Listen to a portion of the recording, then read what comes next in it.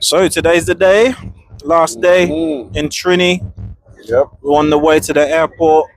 Mr. J, man, like, Yes, brother. how has it been this last week? Like, talk to me. It's absolutely amazing, man. It was a privilege having you lot here. I was I'm happy that I got to spend time with you. I haven't seen you lot in a long time, even though saw each other yesterday. But you know what I'm saying? We get back into it, man. So I'm extremely glad, filled with joy, thanking God that you lot got here safe and that you lot enjoyed your time here, even though it was short and sweet. But yeah, man, I'm overjoyed, man, overjoyed. It was a great experience being here, through the news that you got, as you say, sad, bad news. But you know what? I didn't even take it in that way because having brothers and friends and family around you made it easier to handle. The load wasn't too much, so it was a pleasure, and seeing that I've been to this country so many times, but coming with a group of friends and brothers, you're saying now, no friends no more, but brothers, and doing things, working in the land, going on trips, you know, different things, even about sanctuary, and just on boat rides and drives and hiking down the hill and fixing stuff and getting the fruits and waking up and chatting and it was just bonding, and it was such a brotherly love where even the people around you will say they don't want to have too much fun because they're looking at your feelings. They're thinking of you even more than themselves. For me, this trip has been about brotherhood and nationhood and a testing. And every man, as I already knew, passed the test. Ease. Yeah. A whole range of feelings, a whole range of energy, powers, a whole range of hospitality. It's crazy, man. From the moment we landed, it just felt natural. It just felt like this was meant to be, and it was meant to be. I hadn't seen my brother in person for like over 5 years, and that was the primary reason. That was the essential reason for me coming over this year, anyway. And it got to a point where we developed the fact that actually we're all going to come over, and from that point, it's just been a waiting game. You know what I mean? So, Mr. Rude Boy. Wow. Wow. How are you gonna start like that? Aside from damn near assaulting me with some fruit from a fruit tree. What fruit was it? Or what tree was it? Mami cipote. Mama cipote. Mami cipote. Yeah. So aside from dropping that on my head in the first or second I day. did apologize. That was by accident, by the way. Talk to us. How has your experience been? Like, how have you been the last 7-8 days? We were speaking earlier this morning about a couple of months ago we were doing countdowns. A month ago we were doing countdowns. 2 weeks ago we were like 2 weeks, and now it's home time. Yeah.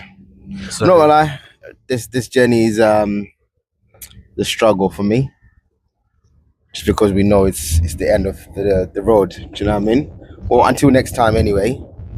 But for me, this was an amazing experience, man, just to be here. Since we started doing this, we hadn't been in the same space together. Yeah. As a group. Yeah. That's 5 years ago. Crazy. Yeah. So when you actually think of it that way, it's mental. But we said how we actually booked this as well was just smooth. Let's just go back to that. It wasn't right. Oh yeah, we'll do it next month. It was just like, right. Do you want to go? Yes. Let's book it now. Yeah. And boom, it was done. Right. And then we got here. Jay got us, man. The level of hospitality we got from your auntie Patsy, like Bronzy said, Second to none, man. second to none. And for her to just welcome us with open arms, food was just coming from left, right, center. The other aunties came through as well, cooked. It was amazing, and we thank you so much for that. Then going back to you complaining about me assaulting you, was on the land. Sometimes the land speaks to us in so many ways. So I don't know what you did to the land. It wasn't my fault. I literally threw it up in the air to grab a fruit, and the tree branch got in the way and bounced it off and hit your head. Hold on, didn't I prophesize a little warning? Mr. Mowgli here, that thought he was part of the jungle, was throwing things to get a fruit down. I was on the land. And the land Kane said, "Watch where you're throwing things, man." Like, that's there were his words. Watch where you're throwing things. Yeah, and the funny part is, I wasn't actually throwing our direction. It was the opposite direction. Yeah. But the branch, Jay, you agree. Thank you very much, Jay. At least someone is on my side, yeah? It bounced off and went straight back. So that wasn't my fault. I don't know what you did to the land. The land spoke. Wow. One of our podcast episodes will be called Accountability. Well, yeah, on your part, not on my part. And that's a prime example of what that episode on needs your to be part. done. Like I said, it's not like I threw it your direction and then I missed and then it hit you. I literally threw it on the tree, and of all places, it bounced your direction. Okay. One can only speculate why that was.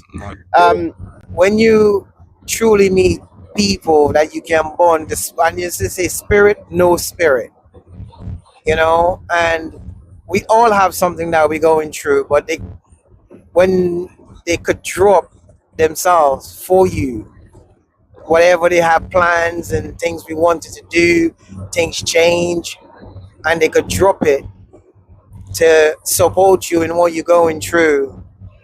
We have to have people like that around us. And when you know you have that, you are the wealthiest person on earth, because you have people to lean on in any time, no matter what you're going through. And I'll encourage people to find people like this. They could. All I see is, all these people that I met at different points in my life for different reasons, we're all sitting in the car, blood. You understand what I'm saying? And that's always been a massive goal of mine. Anyone that I find of value, that is of the brotherhood of the nation, we have to come together. And that's always been my message, whether it's through the podcast, but I'm saying the podcast is secondary. My real life actions is that. So when I talk it's not something that I'm just saying for the sake of it. And this, for me, has been everything that I have ever wanted, man. So many adaptations that we've all had to do, but at ease, like adjusting to certain things, and like I'm really realizing that some things are really not that deep, like in terms of what we expect or what we have in the UK, and certain situations humble you, man. Like from the first night, like getting bad news, and it's like, okay, right, it's a humbler. You're coming over to kind of maybe have to do a little bit of work, have a little bit of holiday, and then you get hit with news for one of your brother's family. It's like, okay, life's a humbler, But amongst that, we've still been able to run joke, have good energy, have good food. So it just shows that you can still adapt even in the worst of circumstances, like to a point where I've adapted to Jerome's dogs. For literally a whole year, I've been saying, Jerome, train them dogs. Make sure you train them dogs. Make sure you train them dogs. And they're the most well-behaved dogs I've ever met. Really? Well, actually. Nah, they're not. But I'm warm to, like, if anyone knows me, I'm not really an animal person, but just probably having the weight of the world not on your shoulders because, like, you're away. It just makes you look at things in a different perspective. I wish and I hope and I want other people from our nation to experience this wholeheartedly, to know that you have a group of people, you've got the numbers, and they will, in a heartbeat, back you up, man, regardless. But the same people will also check you if you're stepping out of line, because they know how valuable you are. So if you start shifting left or right off the main target, they're gonna say, brother, yeah. And just now, like leaving and meeting Franz's family and family associates. And it was we literally came down. It's like, okay, we've got to pick Franzi up and go. Yeah. But the spirit just kind of moved us in a way as like, you know, 20, even if it's 20 minutes or 30 minutes, like that. It just felt like the right thing. As I said, everything that went wrong was made right. That's made right. You know, sure. And we still have that life to give God that glory today, and we just want to keep giving Him the glory. We want to move back in glory, and as we go back, we're going to not leave this behind, because when we reach back, it would not be the same. It would not be the same, because we're taking something completely different back. That memory, the experience, the things that we see, the things that we've done, you know, even the way we eat, the training. When I get up and I see the guys will get out, they did runs, they train, they've been themselves, they released.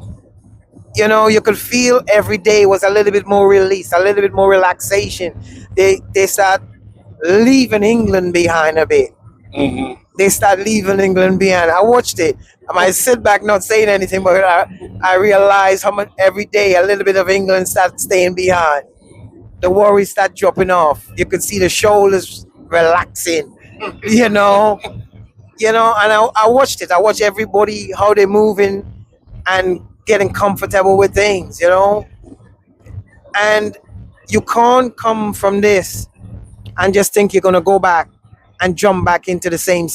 Yeah, I wish we had more time on the land and actually made a dent.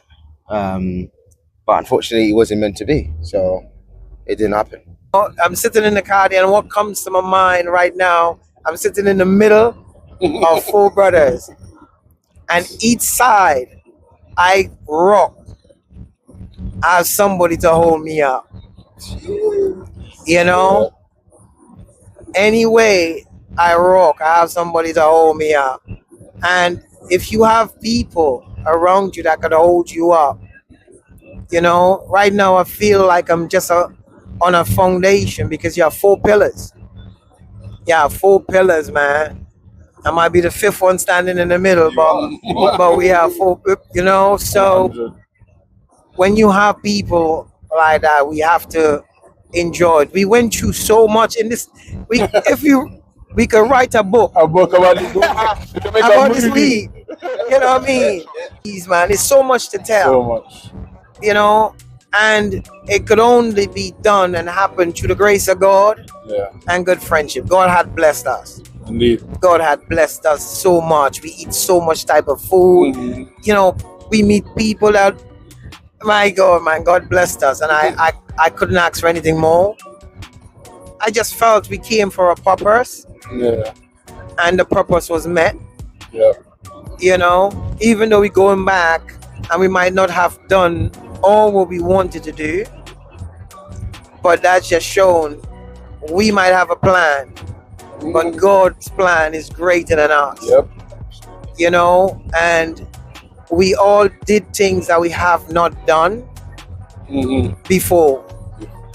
We tried new things, we go new places, we meet new people, you know, and we cannot even say that we have been shown bad face by anybody we met in Trinidad.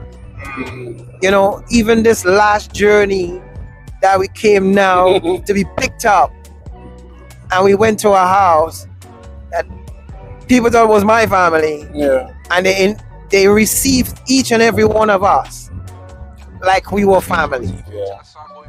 You know, fed us everything and sent us on our way with blessings. Yeah. You know, we came in with blessing. Brother, we came into blessings and all, and we're leaving with blessings and all.